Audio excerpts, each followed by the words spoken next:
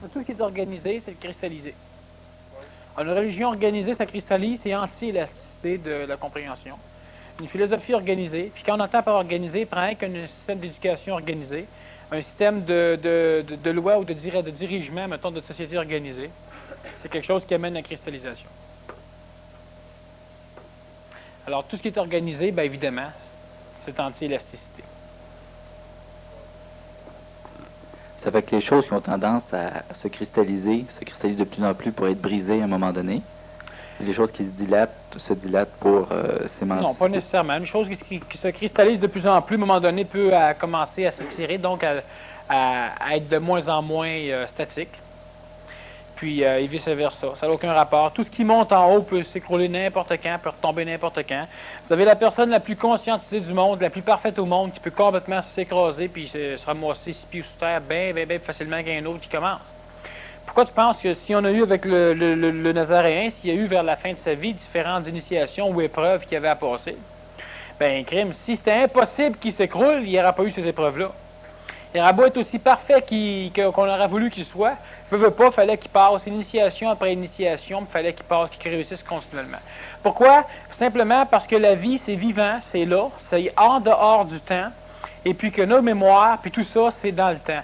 Alors, si on réussit à contrôler la peur une fois, ça ne veut pas dire qu'on n'aura plus jamais peur, ça veut simplement dire qu'on sait comment contrôler la peur, qu'il va falloir qu'on la contrôle tout le fois qu'on va avoir peur. Alors, tout ce qui monte en haut, tu arrives à une compréhension du tonnerre où tu arrives à laisser couler en toi l'énergie active. Et puis, oui, c'est fait, c'est beau. Mais 2 secondes après, il faut que tu le fasses encore, ça ne s'en coule plus. Ça devient une expérience, ça devient mémoriel.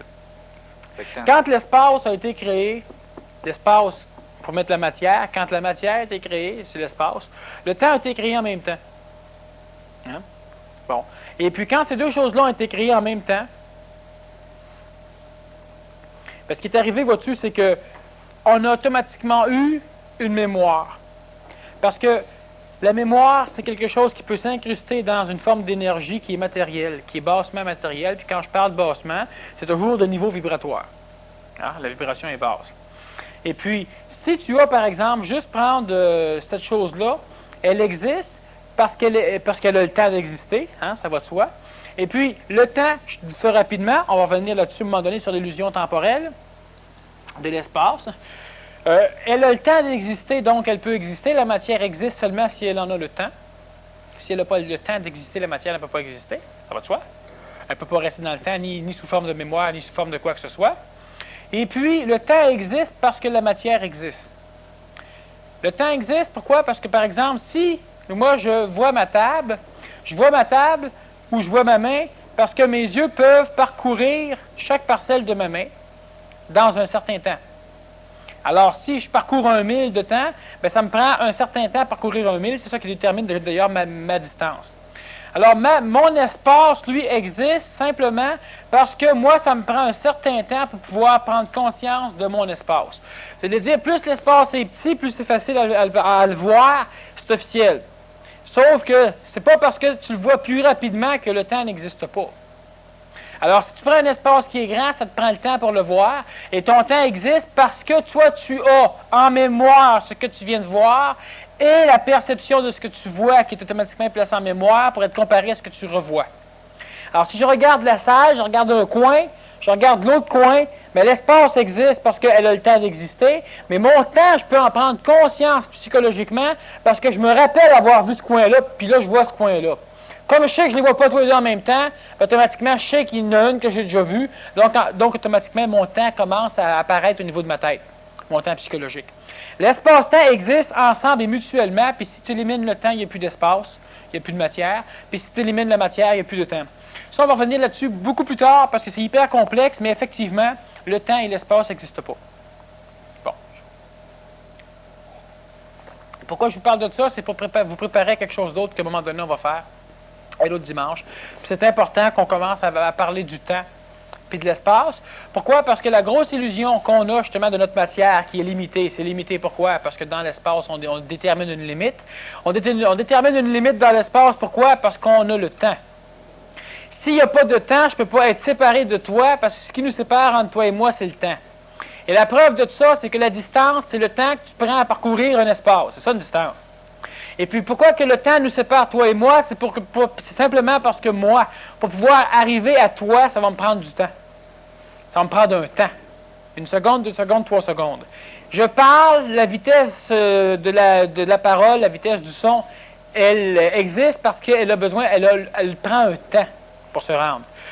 Et moi, tant que le temps existe, je ne peux pas être l'univers parce que l'univers me sépare de l'univers. Le temps, pardon, me sépare de l'univers. Et ma matière, elle, ici, elle est identifiée à elle-même par rapport à celle-là, parce que pour s'en aller là, il lui faut du temps. Et pour prendre la place de celle-là, il lui faut du temps. Et le temps est ce qui nous sépare. Et le temps, c'est tellement une illusion que de toute façon, toute notre mémoire, on la prend comme étant une chose du passé. Mais en réalité, ce qui est incrusté dans une mémoire, c'est pas quelque chose du passé. C'est quelque chose qui n'existe plus. Et c'est extrêmement différent. La mémoire, elle est réelle et vivante, en même temps que toi. C'est pour ça que tu y as accès. Mais elle représente une chose qui n'existe plus. Mais ça n'a pas rapport au passé. La mémoire ne parle pas du passé. Le passé n'existe pas. Toi, là, tu dis que le passé existe parce que tu l'as dans ta mémoire. Mais si tu ne l'as pas dans ta mémoire, tu n'as rien dans ta mémoire, il n'y a pas de mémoire. Il est où le passé? Où on peut trouver le passé si on n'a pas de mémoire? Tu prends une bobine de film, tu as filmé pendant 2 heures avec, tu as filmé un événement. Alors, ta mémoire se trouve dedans ta bobine de film. Ta bobine de film, elle a 2 heures de mémoire. Mais pas de choses passées, parce que ces 2 heures-là sont présentes dans le même millième de seconde à la même place. Il te faut un appareil pour le visionner, mais tout est dans la bobine en même temps. La bobine existe en même temps que toi. Elle n'existe pas dans le passé. La bobine ne représente pas quelque chose de passé, elle représente une chose vivante sous une autre forme, qu'on appelle la mémoire, ou la photo. Mais le temps n'existe pas. Le temps n'existe tellement pas que l'évolution n'existe pas. L'évolution, c'est la raison, c'est l'excuse que la religion, que la spiritualité se donne pour rester effoiré dans son astral et rien faire. Tu ne peux pas évoluer, pourquoi? Parce que le temps n'existe pas. Et l'évolution, elle est temporelle, selon notre conception de l'évolution. On évolue, nous autres, à partir d'un endroit temporel. Par exemple, j'évolue dans la matière. Alors, je pars d'un point, je me rends à un autre, on appelle ça une évolution. Mais si je n'ai pas le temps de voyager d'un point à l'autre, il n'y a pas d'évolution dans la matière. Mais l'évolution psychologique, c'est la même chose. Moi, je me dis que je change petit peu à petit peu, hein, puis dans 10 ans, je vais arriver à... Oui, c'est ça. Bien, ce 10 ans-là, là, c'est une farce.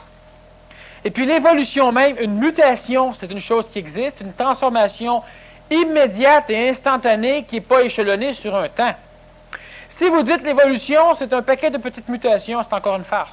Pourquoi? Parce que ce que tu comprends pas, tu le comprends pas un petit peu, puis un petit peu plus, puis un petit peu plus. Tu le comprends pas. Jusqu'à temps que tu le comprennes. Puis tant que tu le comprends pas, ben tu le comprends pas. Il n'y a pas d'évolution temporalisée au niveau du temps.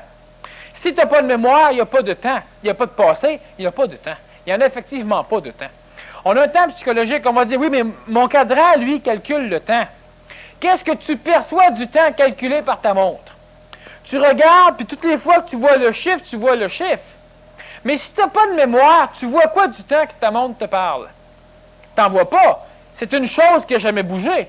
Il bouge, il te donne l'impression de bouger parce que tu as mémorisé le fait qu'il n'était pas comme ça avant. Il te donne l'impression de se transformer.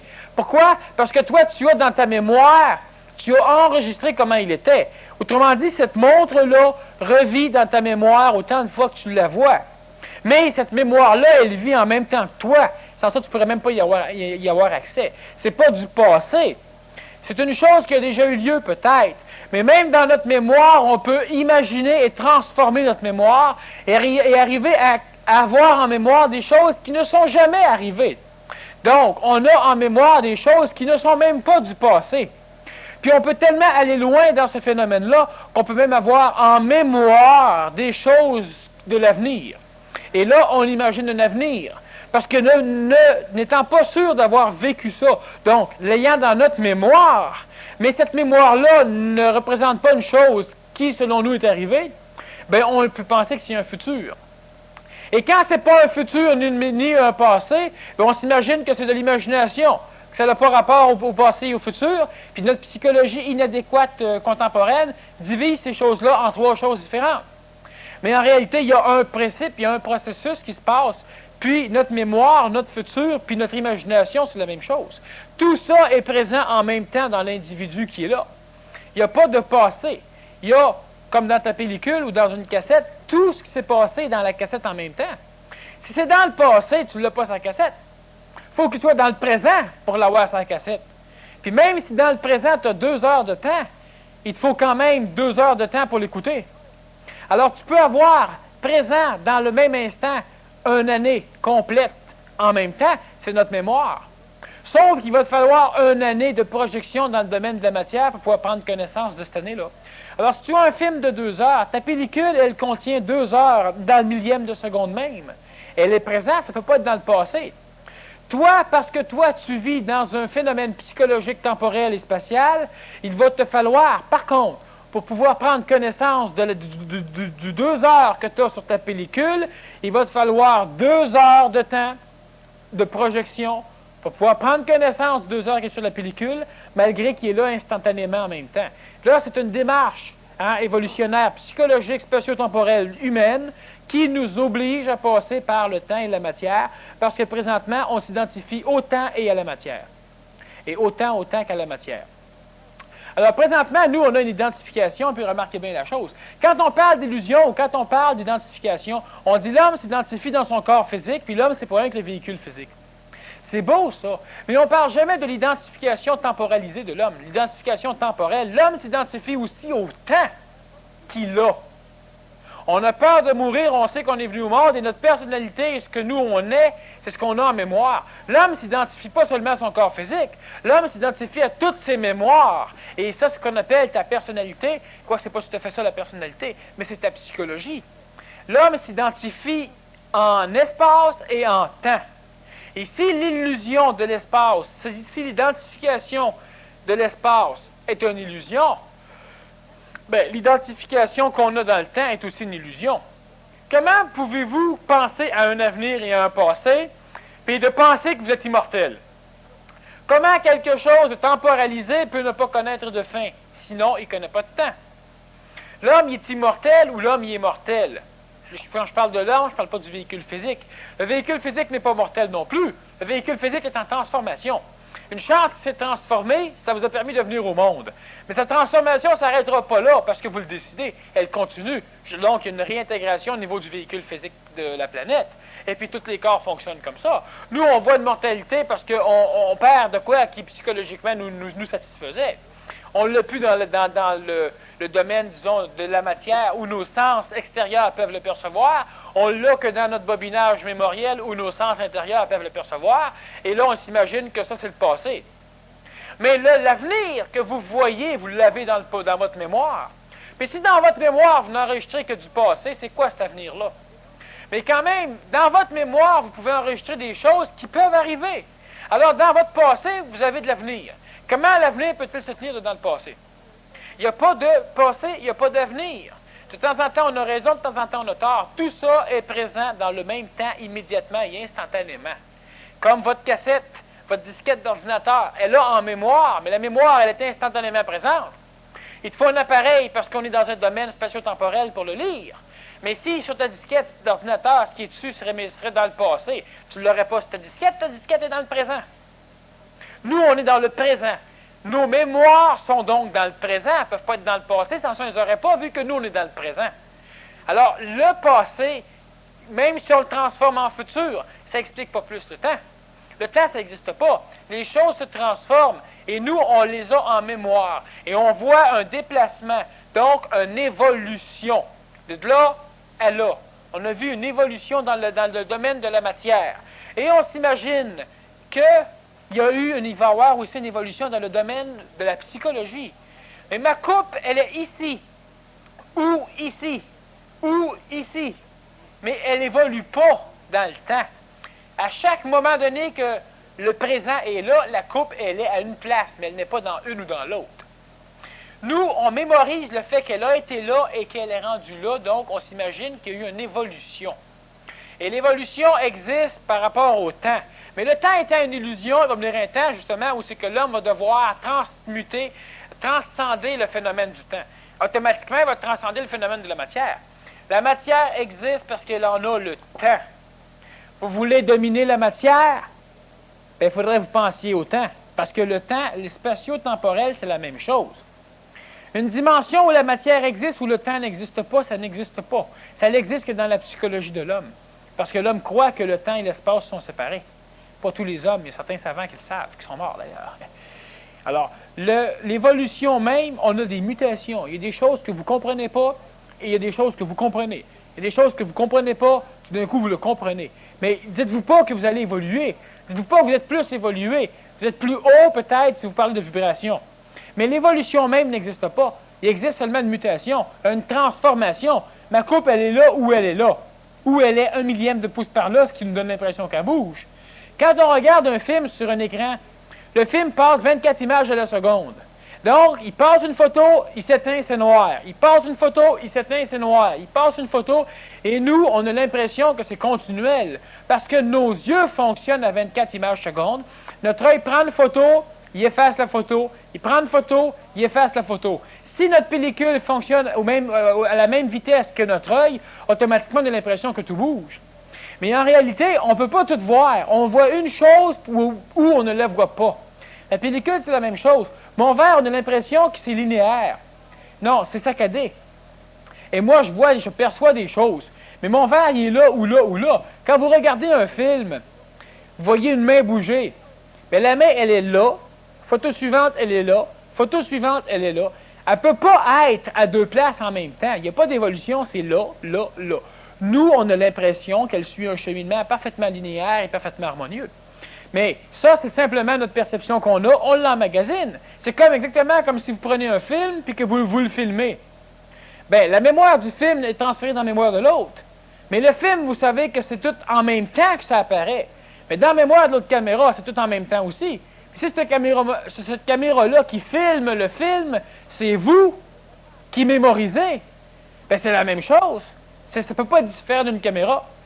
Il n'y a pas de temps. Il n'y a pas de passé. C'est automatiquement immédiat. Et nous, on fouille là-dedans comme on fouille dedans une pellicule. Mais notre psychologie nous oblige, étant donné qu'on s'identifie dans un espace-temps, dans un véhicule physique qui a le temps d'exister, c'est l'espace-temps dans lequel on s'identifie, bien, automatiquement, pour pouvoir revivre vos mémoires, il vous faut un temps. Mais on peut remarquer que sous certaines conditions, avec certains critères, un individu peut revoir 15 ans de mémoire en dedans d'une seconde. Parce que le temps n'existe pas. Et comme il s'est passé quelque chose qui l'a bousculé, hein, Richard? Quelque chose qui l'a bousculé, bien, automatiquement, l'individu qui revoit tout ça, il ne le revoit pas dans le temps même qu'il l'a enregistré. Si le temps existe, pourquoi pensez-vous qu'une journée passe vite un jour, puis qu'une journée passe très lentement un autre jour? Hein? Toi, tu trouves que la journée passe très lentement, lui, il trouve qu'elle passe très vite. Vous vivez dans le même continuum spatio-temporel, vous vivez dans le même univers, mais il y en a un pour qui le temps passe très rapidement, l'autre, le temps ne passe pas. Bien, c'est ça. Le temps, il n'est pas élastique comme notre compréhension.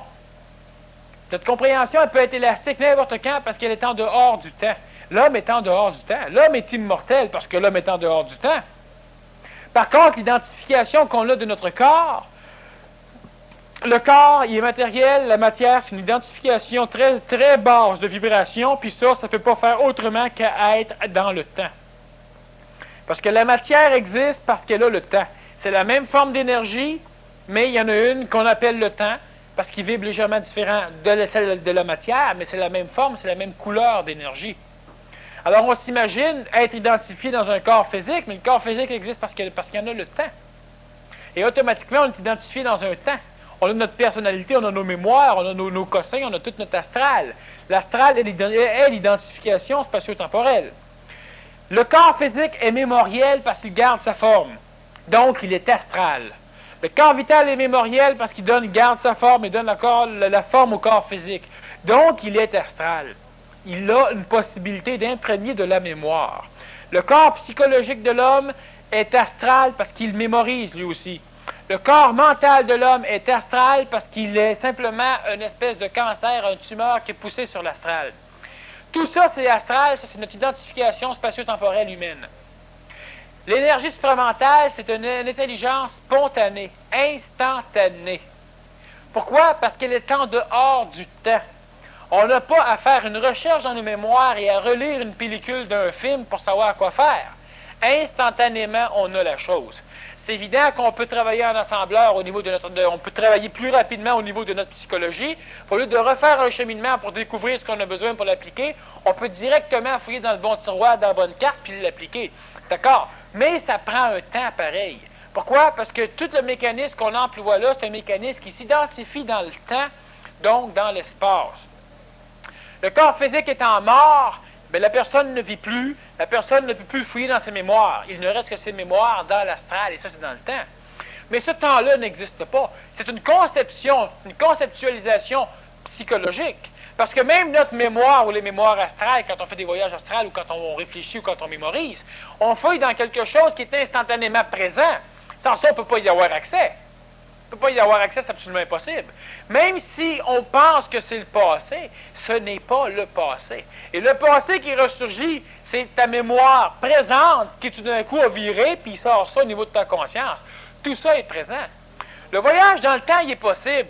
Il est possible pourquoi? Parce que instantanément, en même temps que vous êtes là, vous êtes encore en train de manger ou en train de discuter. En même temps que vous êtes là.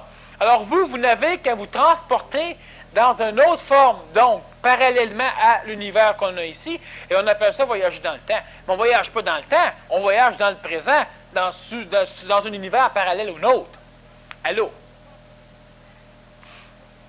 Alors, ce qui fait que l'identification qu'on a, nous, elle est matérielle, on s'identifie dans un véhicule physique, mais c'est extrêmement important de voir qu'on s'identifie dans le temps.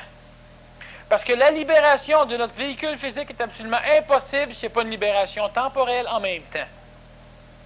L'évolution est une chose qui ne peut pas exister. Il y a une transformation immédiate. En français, on pourrait appeler ça une mutation. En spiritualité avancée, on pourrait dire une transmutation. Mais une chose qui est sûre, c'est qu'il n'y a pas d'évolution, pas comme on le voit. L'évolution est une belle excuse donnée à l'homme parce que voyant un passé, bien, on se dit qu'on va avoir un avenir, puis on a le temps. On a le temps de faire bien des choses, hein? Mais vous vous rendez compte à un moment donné que le temps n'a plus. L'homme, il vit d'un passage. Puis l'homme, s'il veut réellement vivre, il doit être dans le présent. Puis ce présent-là, il se l'échelonne entre rien et rien. Hein? Pouvez-vous définir le présent? Oui, le présent, disons que là, c'est là une demi-heure, aller jusque dans une demi-heure. Ben, ça, c'est du temps, ça. Mais c'est une conception imaginative, c'est une spéculation sur le temps. Mais présentement, vous êtes là, puis en vivant, vous n'êtes même pas capable, en étant vivant, de percevoir le présent instantané. Certains peuvent le faire, puis quand vous allez être capable de percevoir le présent instantané, bien, vous allez voir que vous n'allez pas vous percevoir comme vous vous percevez là. Parce que là, vous vous percevez à partir de votre identification temporelle, que vous croyez spatiale, donc matérielle, mais vous vous percevez d'après ce que vous enregistrez immédiatement sur votre état. Vous percevez une douleur après que la douleur a été émise, qu'elle se soit rendue à votre cerveau par le cheminement des nerfs. Mais ça prend un temps. Et quand ça arrive au cerveau, ça prend un temps avant que vous puissiez en prendre connaissance. Vous n'êtes pas un cerveau. Le cerveau transforme ça en énergie qui peut se présenter à la face de votre astral, de votre psychologie.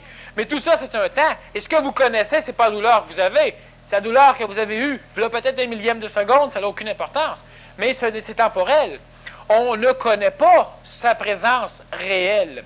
On ne connaît que la mémoire immédiate de tout ça parce qu'on est pogné dans un continuum spatio-temporel, c'est-à-dire qu'on s'identifie à la matière et au temps qu'a la matière pour pouvoir exister. Si vous êtes capable de vivre votre présent, le présent instantané, le présent absolument immédiat, vous êtes. Il n'y a plus de passé, il n'y a plus de karma parce qu'il n'y a plus de passé, et puis tous vos corps vont être capables de travailler parce que automatiquement, votre conscience est placée là où elle doit être placée dans le présent. La conscience, elle se place dans un voyage astral, dans n'importe quel schéma planétaire astral ou schéma individuel astral. Elle se place n'importe où, la conscience, dans la matière comme dans l'astral, qui est la même chose. Mais si vous arrivez à pouvoir placer votre conscience dans le présent instantané, donc il n'y a pas de mémoire, mais le présent instantané, à un moment donné, vous allez être capable d'en faire l'expérience. Il va automatiquement, vous allez observer quelque chose et vous allez tout de suite devenir la chose même que vous observez. Pourquoi? Parce qu'il n'y a pas d'espace qui vous sépare. Pourquoi? Parce qu'il n'y a pas d'espace? Parce que vous vivez en dehors du temps. Et l'espace n'ayant pas le temps d'exister, il ne peut y avoir d'espace. Et automatiquement, l'observateur qui est vous et la chose observée, vous devenez un. Alors là, vous connaissez un arbre, vous connaissez un oiseau, parce que vous connaissez avec l'arbre. Et automatiquement, le temps n'existant plus, la matière n'existant plus, vous commencez à fusionner avec l'extérieur. Mais ça, c'est quand on vit son présent instantané. De temps en temps, qu'on le veuille ou non, on le vit, le présent instantané. Mais l'identification libératrice, là, de quoi on veut se libérer, c'est l'identification de la forme.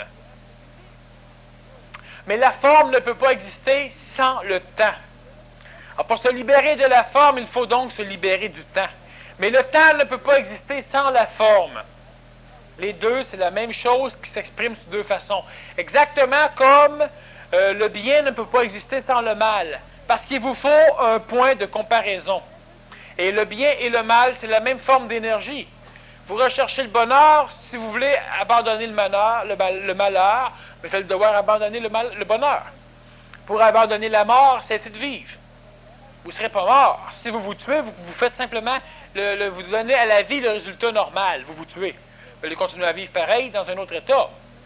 Alors, le temps et l'espace, c'est deux antagonistes qui existent l'un par rapport à l'autre. Et puis, vous lisez des livres, vous voulez vous libérer de votre identification physique. On parlait de l'ego. L'ego s'identifie dans quoi? Dans la psychologie astrale.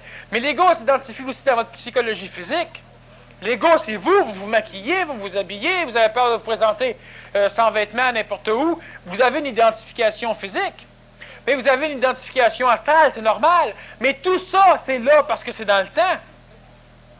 Si vous n'avez pas de mémoire, le temps commence déjà à s'en aller. Et la libération de la mémoire, c'est la libération du temps, donc de l'espace. Automatiquement. Alors, c'est pourquoi qu'une personne qui arrive justement à se libérer de son corps, doit se libérer du temps. Et si on dit, quand vous n'aurez plus de mémoire, vous allez être conscientisé, c'est ça, la libération. Ben oui, parce qu'en vous libérant de la mémoire, vous laissez tomber le temps. Sans mémoire, il n'y a pas de temps, parce que la mémoire, c'est dans le temps. La mémoire, c'est l'enregistrement perpétuel de choses qui ne sont plus, mais qui existent instantanément, même si nous, on pense que ça a rapport au passé.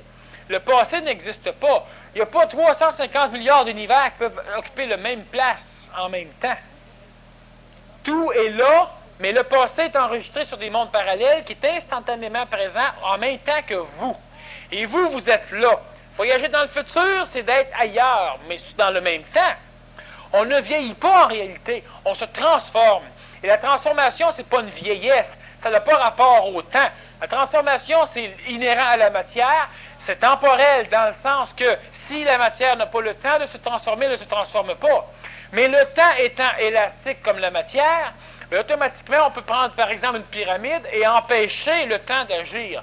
Pourquoi? Parce que dans une pyramide, l'onde de forme qui se déclare à l'intérieur de ça est une onde de forme qui transmute le temps, donc automatiquement qui transmute la matière et qui empêche une matière de pourrir, ou qui empêche une matière de vieillir, ou qui empêche une matière de se transformer.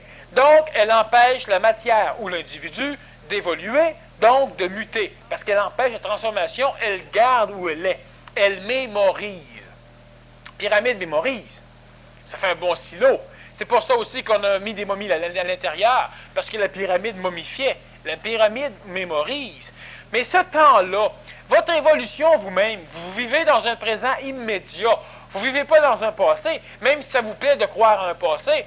Le passé est présent, puis vous, tout ce que vous faites, au lieu de vivre dans ce présent immédiat qui est le seul dans lequel vous devriez vivre, vous essayez toujours de revivre, donc dans vos mémoires, de revivre dans des présents immédiats, mais d'une forme, donc dans un monde parallèle à celui où vous devriez être. Alors à l'instant même, vous vous frappez, ça fait mal, vous enregistrez la douleur, puis là vous vous frottez, vous vivez dans un monde qui est parallèle à celui de la réalité, donc dans un monde d'illusion, parce que vous ne devriez pas être là. Vous devez être instantanément présent. Ça, c'est vivre. Si vous n'êtes pas instantanément là, vous êtes une personne qui vivait dans un domaine mémoriel, vous n'êtes pas présent dans la vie. Alors, ce qui fait que quand l'événement éducationnel, éducatif, quand, disons, le maître déverse son flot de parole, son flot d'énergie, exactement dans le présent, puis que vous êtes légèrement dans un monde parallèle, bien, vous ramassez les effluves, vous ramassez les étincelles, puis c'est tout. Toutes les choses qui se passent au niveau de votre vie, c'est là pour enseigner quelque chose, vous les vivez pour ça. Mais si vous restez attaché en arrière à ce qui s'est passé, un exemple, vous faites piler sur le pied par quelqu'un, et puis là, vous vous demandez pendant 5 minutes, qu'est-ce que c'était supposé vous apprendre? Pendant ces 5 minutes-là, tout ce qui est passé dans votre vie pour vous apprendre de quoi l'avez-vous vu? Non, parce que vous étiez dans un monde parallèle que vous appelez le passé, qu'on peut appeler la mémoire, mais qui est instantanément là. Vous pouvez présentement vivre dans le passé. Donc, le passé est présent. Il est extrêmement présent. Le temps n'existe pas. Et pourquoi je vous compte ça? C'est juste un petit début, un tout petit début, mais prenez conscience simplement que pour la libération de l'identification corporelle, bien, automatiquement, il doit y avoir une prise de conscience aussi pour arriver à une libération temporelle. Oui. Le temps n'existe pas. Bravo, tu dis ça toi-même? Mais le temps n'existe pas seulement quand que tu changes de niveau de conscience, quand tu entres dans une nouvelle conscience.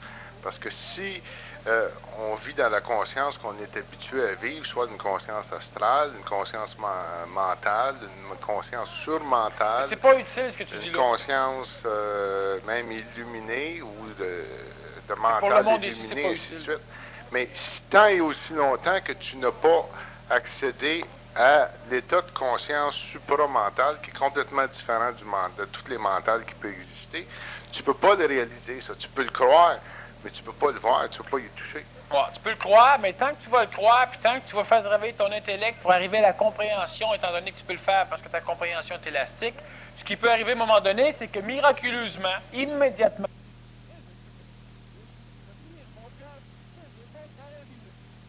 qui te tombe sur la tête, bien c'est ça, c'est instantané. Par contre, toi, tu peux cheminer tout le long du disque avec ta petite aiguille pour arriver au centre du disque, comme tu peux passer du début du disque puis aller au milieu du disque directement.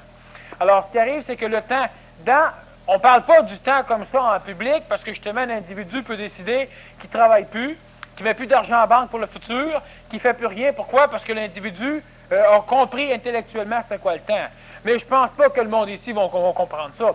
Une libération physique, mal comprise, ben, tu te suicides. Tu n'as plus de physique, tu es libéré. Tu es libéré, tu n'es pas libéré, pas tout. Ce qui reste de toi, c'est une mémoire, c'est physique. Alors, si je parle de libérer-vous physiquement, tu peux te promener à poil dans la rue, tu es libéré physiquement. Tu n'es pas libéré physiquement. Le physique, lui, est au côté de ton linge. Hein? C'est dans ta psychologie que tu es libéré. Très peu, mais tu crois être libéré physiquement. La libération elle-même de l'identification au niveau de l'espace, donc de nos corps, ben, elle est comprise comme la libération au niveau du temps. Et c'est l'identification qu'on a dans le temps. Le fait de dire « Ah, le futur n'existe pas, mais attendre ». Attendre, c'est quoi attendre? Sinon exprimer le fait que le temps existe. Hein? Alors, la libération, c'est pas de rien faire. Parce que de toute façon, tu restes avec un corps physique, il n'y a aucune libération au niveau temporel. La libération, elle se fait par la compréhension, et la compréhension, disons, de type psychologique dans ses débuts, va finir par permettre à l'énergie supramentale de finir par clarifier le début archaïque de compréhension psychologique. Alors, veux pas, le temps n'existe pas, mais croyez-le pas. Par contre, faites observer simplement ce qui va se passer, puis à un moment donné, vous allez finir par voir que le temps n'existe pas. Puis ça, on va en revenir de temps en temps les dimanches, et puis on va finir par aller faire des petites expériences qui, justement, nous permettent de pouvoir vivre l'instant présent. L'expérience dure 1 milliardième de seconde. Fait qu'il y en a qui peuvent l'étirer jusqu'à 1 seconde. C'est ça, mais il s'agit de discerner que dans certains états de conscience, le temps existe, et puis que dans une autre, le temps n'existe pas. Bon, ce qui veut simplement dire, si on résume, que le temps n'existe pas nulle part. En réalité, il n'est pas supposé d'exister, non. Mais il faut avoir atteint... C'est un gars qui est convaincu, là. Il faut avoir atteint ce niveau de conscience-là. Oui, mais combien est-ce qu'il y en a sur Terre qui l'ont atteint? Ah, monsieur, là, ils sont très peu. En plus de ça, le temps n'existe pas pour eux quand ils sont dans cet état de conscience. Ils ne sont pas 24 heures par jour. Mais tant que le temps va exister pour toi, tu vas rester dans un domaine où le temps va exister pour toi. Oui, je parle pas de moi, là, je parle en général. Non, mais je parle moi aussi en général. Je parle de toi en général. Ouais. Si on prend le Nazaréen, par exemple, il n'était pas continuellement dans un état de conscience supramental? Non, vers la fin, il n'était même pas à ses débuts. Il a fait son cheminement pour en arriver là, mais le temps n'existait plus non plus après.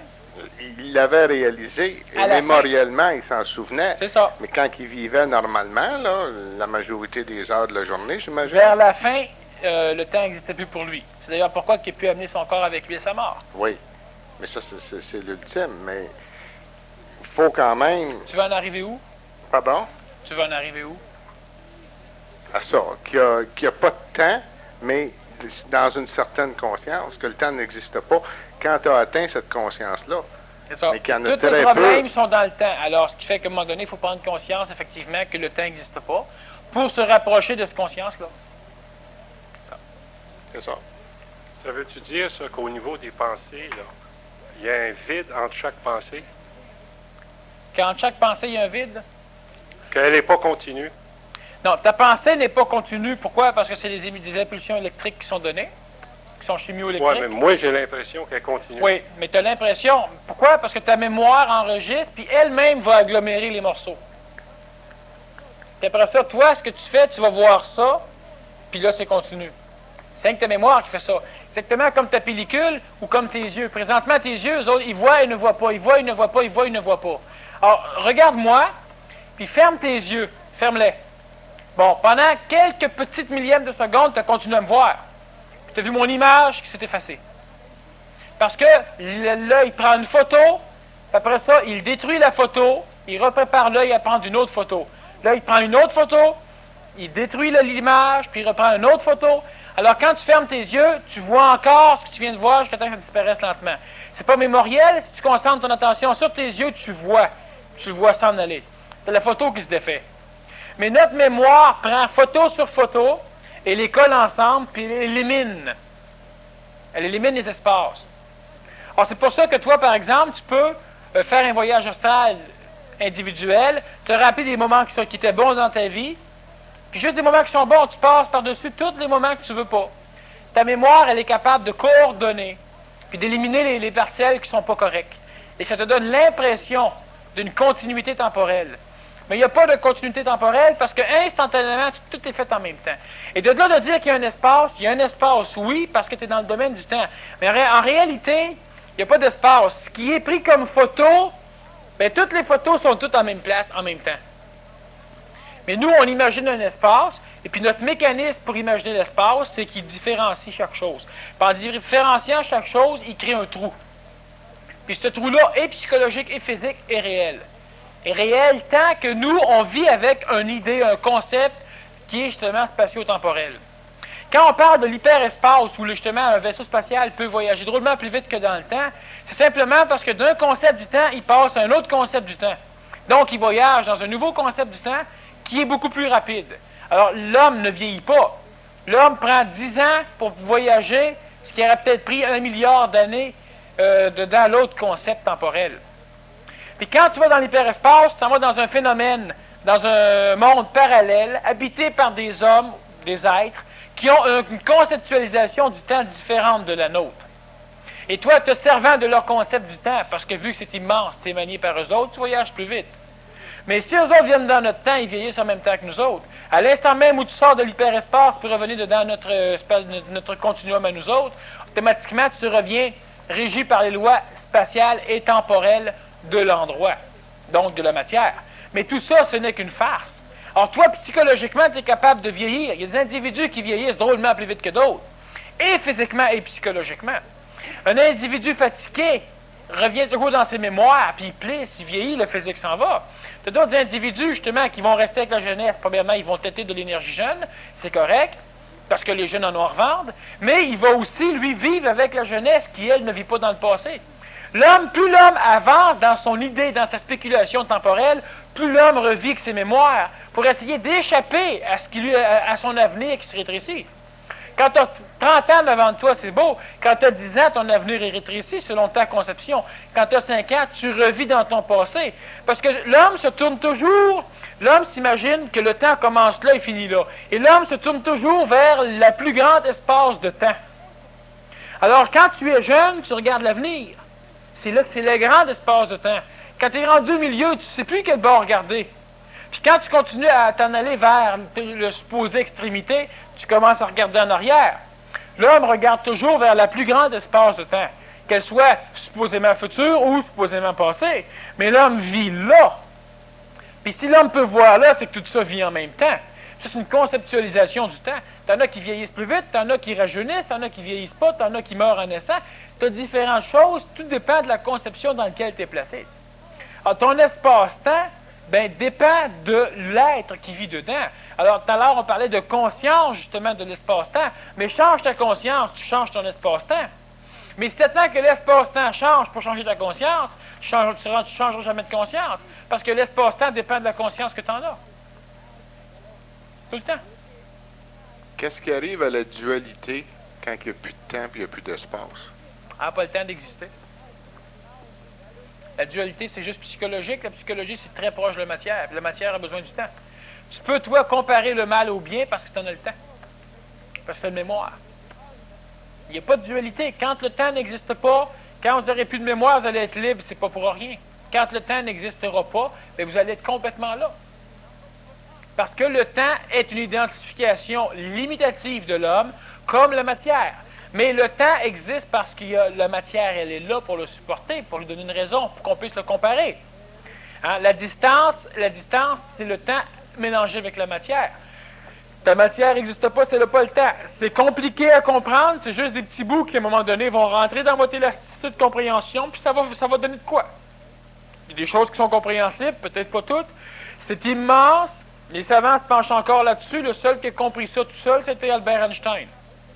C'est le seul. Les autres n'ont pas encore compris. Bon, mais ils savent qu'Einstein a sans doute raison parce que dans tout ce qu'il a dit avant, il a eu raison. Les autres n'ont pas encore compris. Mais il y a quand même ça. Notre continuum spatio-temporel est limité. Tu ne peux pas dépasser une certaine vitesse. Une vitesse, c'est quoi? C'est toujours par rapport au temps et à l'espace, la vitesse. La vitesse, c'est rien que ça. Alors moi, je vais plus vite parce qu'en moins de temps, je parcours plus d'espace. C'est ça la vitesse. Mais on sait, par exemple, ici maintenant, et c'est prouvé, que la lumière va à une vitesse, puis quelle que soit la vitesse de l'appareil qui va émettre la lumière n'ira pas plus vite. Puis si l'appareil s'en va en sens inverse où il émet la lumière ne va pas moins vite. Pourquoi? Parce que dans notre espace-temps, c'est limité par notre concept. La lumière va approximativement 300 000 km à la seconde, qu'elle soit émise à partir d'un avion à réaction par en avant ou par en arrière. La lumière va à la même vitesse, continuellement, parce que c'est limité. C'est pas universel, c'est relatif. Dans ce continuum-là, tu as ça comme espace-temps. Change, l'espace n'est plus le même. Le temps n'est plus le même. Tout est différent. Je vais aller dans un endroit où il n'y a pas d'espace et pas de temps. L'espace est relatif parce que le temps, un jour, a eu une naissance. C'est pour ça qu'il est relatif, le temps. C'est lui, Einstein, qui avait dit que quand on voyage à la vitesse de la lumière, on ne vieillit pas. C'est évident que tu ne vieillis pas. Alors, pour... Tu arrives à la limite imposée par ton espace-temps. Il n'y a plus de temps. Est-ce que ça voudrait dire que quand on réalise, qu'on voit réellement qu'il n'y a plus d'espace, qu'il n'y a plus d'espace, qu'il n'y a plus de temps, qu'on voyage à la vitesse de la lumière? Répète. Vu que, en voyageant à la vitesse de la lumière, on a vieilli, il n'y a pas de vieillissement. OK? Si on accepte ça comme base, là, quand on réalise qu'il n'y a plus de temps et d'espace, quand on entre dans cette conscience au-delà du mental, la conscience supramentale, on réalise ça. Est-ce que ça veut dire qu'à ce moment-là, on peut voyager à la vitesse de la lumière? Bon, en réalité, si tu voyages à la vitesse de la lumière, Einstein avait raison, dans le sens que tu arrives à ne plus vieillir. Mais c'est pas tout à fait vrai. Si tu voyages à la vitesse de la lumière, tu continues à vieillir. Mais plus lentement parce que tu t'élimines lentement du temps. Tu voyages un petit peu en haut de la vitesse de la lumière, puis tu es complètement dehors de ton espace-temps. Donc, tu voyages, tu deviens une énergie différente. Un observateur qui voyagerait dans la lumière, à la vitesse de la lumière, il verrait la lumière comme étant une matière dense. Parce que le photon qui se promène, voyageant à la même vitesse que lui, tous les photons sont à la même place, automatiquement c'est de la matière dense. Toi, tu vas légèrement plus haut que ça, et puis automatiquement, cette matière-là n'existe plus, puis tu sors complètement, tu tombes dans l'hyperespace. Pour aller dans l'hyperespace, il faut aller plus vite que la lumière. Ce qui est, comme tel, impossible, dans notre espace-temps, tu ne peux pas aller plus vite que la lumière. C'est impossible. Puis il n'y a rien qui ne bouge pas dans notre dans notre continuum, justement, spatio-temporel. Tout est en action, il n'y a rien. Tu ne peux pas arrêter quelque chose, tu ne peux pas aller plus vite que la vitesse de la lumière. Plus nos vibrations sont rapides, moins tu vieillis. Et plus on s'approche de la lumière. Oui. D'accord? Alors, à ce moment-là, ce serait nos vibrations qui vibreraient à une vitesse tellement élevée qui se rapprocherait de la lumière pour qu'on réalise qu'il n'y a pas de temps. Et l'initiation solaire se rapproche de ça. L'énergie du soleil étant la lumière, c'est une énergie qui va présentement à la vitesse maximum permise par notre concept d'espace-temps. Alors, c'est pour ça qu'on parle de lumière dans l'évolution. C'est simplement que quand tu vas plus vite que la lumière, tu viens de quitter complètement le domaine qu'on connaît ici. Est-ce que des hommes ont fait ça? Oui. Maintenant, c'est plus des hommes, c'est des choses. On peut appeler ça homme. On peut appeler ça Dieu aussi. Comme le Nazaréen, quand il a monté, est-ce que lui avait atteint ce point-là? Ça, tu te regardes pas.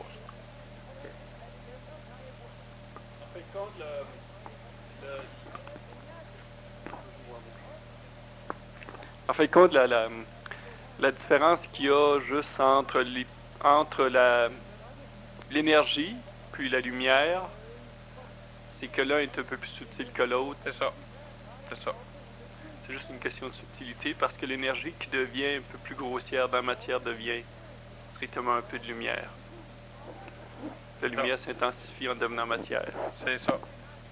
C'est juste ça. Est-ce que les trous noirs sont dans le même continuum spatio-temporaire que nous autres? Oui, le trou noir, il est de deux matières. Le trou noir, premièrement, peut être l'effondrement d'une étoile qui, elle, a brûlé. Et quand son énergie nucléaire, bref, quand son initiation solaire est complètement terminée, automatiquement, vu la gravité absolument extraordinaire qui existe, l'attraction, la gravité à l'intérieur même de ton Soleil, il va s'effondrer par l'intérieur et il devient extraordinairement dense, mais là, il voyage, disons, plus vite que la lumière. Mais il est encore dans le même continuum, mais il est en train de sortir du continuum. Tant que lui va absorber de la lumière, il reste dans le même continuum. À l'instant même où ton trou noir s'est effondré par la gravité, c'est-à-dire qu'au lieu d'exploser, il s'effondre. Alors, disons par exemple que la planète Terre, la masse de la planète Terre, là, pourrait être condensée dans un électron. Alors, l'électron est tellement pesant qu'il y a une gravité tellement énorme que tout ce qui pénètre à l'intérieur, y compris la lumière, qui est même plus assez rapide pour s'en échapper, automatiquement ton trou noir l'absorbe, mais ton trou noir rayonne. Il rayonne. Il émet des choses, ton trou noir. Ça, c'est le type étoile effondrée. Tu as d'autres genres de trous noirs qui viennent de la création de l'univers spatio-temporel humain, disons du Big Bang.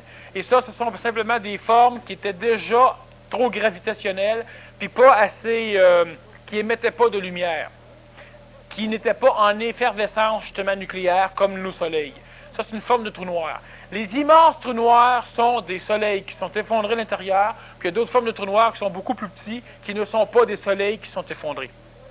Bon, ton trou noir, le soleil, lui, à un moment donné, évolue, et quand son évolution est finie dans le domaine où ce qu'on est, ben alors là, il y a donc une mort. Et cette mort-là, c'est pas une explosion. L'explosion, c'est simplement qu'il n'est pas prêt, et il projette à l'extérieur de lui des entités, disons, matérielles, pas prêtes à l'évolution solaire. Et ça, c'est des planètes, c'est des êtres humains comme nous autres, etc. Hein? Alors, à un moment donné, ton soleil, lui, va s'effondrer à l'intérieur. Le soleil attire à lui, et attirant ce qui s'en vient, évolue, parce qu'il augmente en vibration. Là, je fais ça rapidement, mais ça prend des milliards d'années. On est un de ces schémas-là. Et à un moment donné, tu peux vivre l'initiation solaire totale, pas celui qu'on parle sur la Terre, là. Et quand ton soleil a fini de faire ça, il s'effondre à l'intérieur, puis devient encore plus dense que le soleil était avant. Sans plus rien émettre, ben, il émet une forme d'énergie, il absorbe l'énergie, et quand il va avoir absorbé plus que ce qu'il va émettre en termes de trou noir, ben, à un moment donné, ton trou noir se referme, puis il n'y a plus rien. Ça, c'est l'évolution finale, ça. C'est très, très loin de l'homme, mais l'homme... Le trou noir, en fait, d'émission, il n'émet pas dans notre continuum à nous autres. Oui. Il émet dans un autre Non, continuum. il émet dans notre continuum à nous autres. Qu'est-ce qu'il émet? Ah. Il émet des choses qu'à un moment donné, on va découvrir. Enfin, c'est officiel qu'il doit émettre quelque chose puisqu'on en a connaissance. Oui, il émet. Mais c'est Mais- pas de la lumière, c'est pas des photons, c'est une autre sorte d'énergie. Il n'y a pas de mot encore en français pour en parler, mais il émet. Ça pourrait être l'antimatière? Non. Est-ce qu'il émet sur un autre continuum? Il émet de l'autre côté de son continuum, mais c'est pas c'est pas spatio-temporel. Mais ce qui émet chez nous, hein, ce qu'il prend, il émet d'autres choses. À un moment donné, il va prendre plus. Et ce qu'il va émettre, à un moment donné, il va arrêter d'émettre, il va arrêter de prendre, il va disparaître. Quand on dit que ces trous noirs-là seraient des soleils d'une autre dimension, ça serait pas tout à fait faux. Non, c'est pas vrai, c'est un de nos soleils d'une autre dimension. Disons que si tu appelles par là un soleil qui s'est effondré comme étant d'une autre dimension, ça peut être vrai. Parce qu'effectivement, disons que s'il y a la face encore chez nous, il y a le derrière chez le voisin. Il est en train de faire sa phase de passage. Il est en train de mourir, c'est ça. Ouais. Il va renaître en papillon de bord.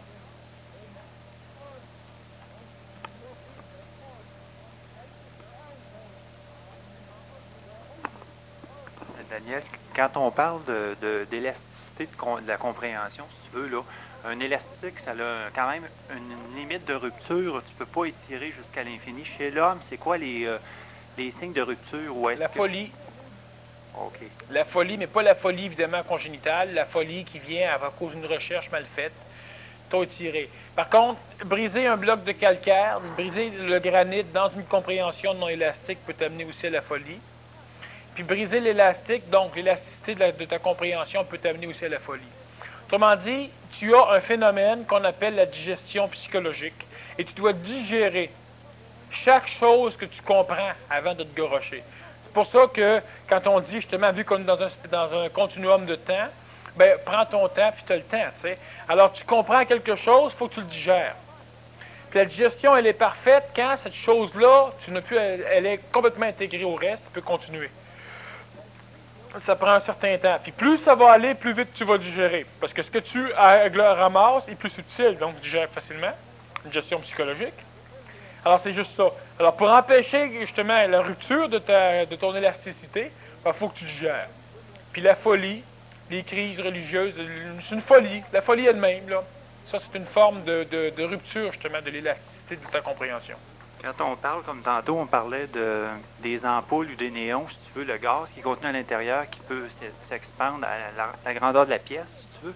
S'il y a une fuite dans la pièce, puis que, mettons, le gaz s'expand, donc il change de forme, dans le sens qu'il y a quand même l'univers ou la planète, ceux qui va le retenir, mais il se dilue tellement en grand. Est-ce qu'à ce moment-là, on peut considérer ça comme une rupture ou... Non, la dilution même de ton élasticité, non. C'est pas une rupture. Au niveau de ton gaz, tu n'as pas de rupture.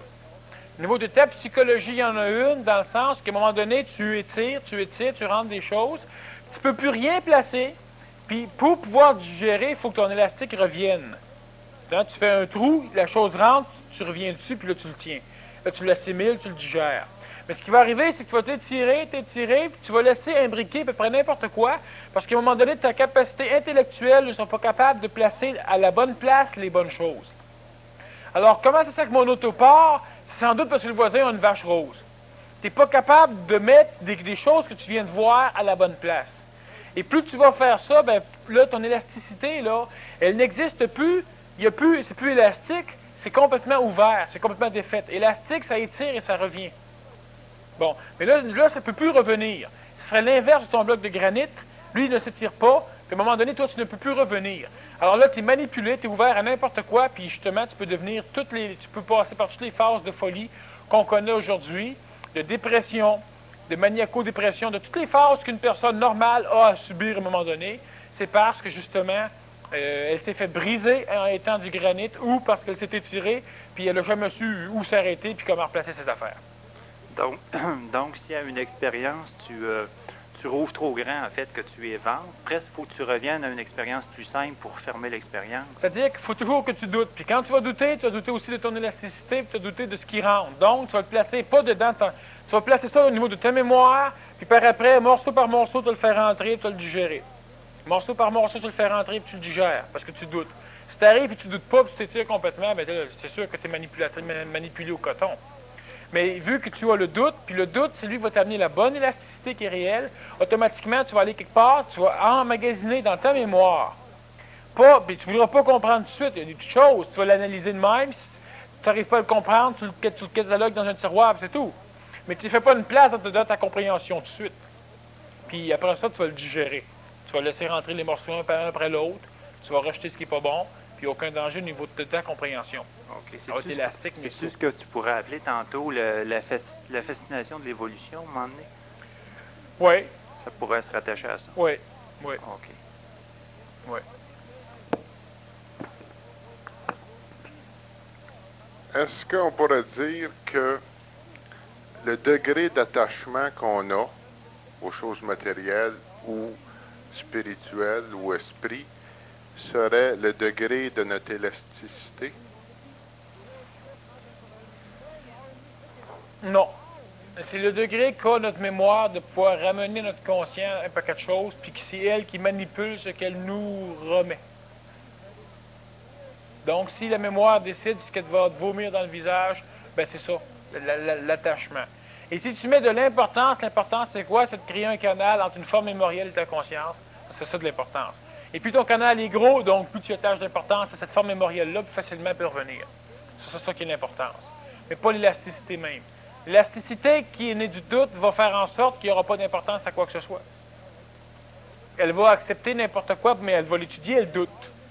Donc, c'est le corps mental qui va pouvoir faire le travail, parce que l'astral doutant laisse ça au corps mental, le mental ne doute pas, il étudie logiquement. Mais pour pouvoir laisser au mental la possibilité de travailler pour l'astral, il faut que l'astral ne soit pas sûr d'elle-même. Donc, il faut qu'elle doute. Mais si tu as un attachement quelconque, bien ça, c'est simplement un canal. C'est l'importance que tu attaches à une forme mémorielle, puis tu lui permets de pouvoir venir plus facilement. Ça, c'est l'attachement. Ça, c'est pas bon non plus, ça, c'est pas correct. Parce qu'il vient pas parce que c'est intelligent qu'il vienne, il vient parce que tu y es attaché. Ça veut dire que quelqu'un qui est attaché à beaucoup de choses, comparé avec quelqu'un qui est attaché à presque rien, l'élasticité de la conscience va être la même pour les deux. Oui, ça n'a pas rapport à, justement, ça n'a pas rapport à l'attachement. OK. Oui.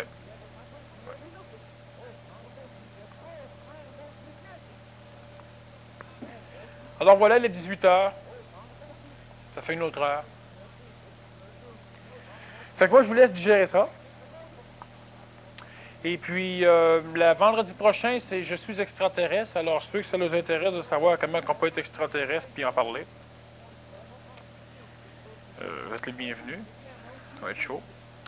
Puis, ceux qui n'ont pas fait mon séminaire, que ça peut intéresser, j'en fais un la semaine prochaine. Le prochain, j'ai aucune idée quand, peut-être en 85. Et puis, c'est pas nécessaire que vous le fassiez.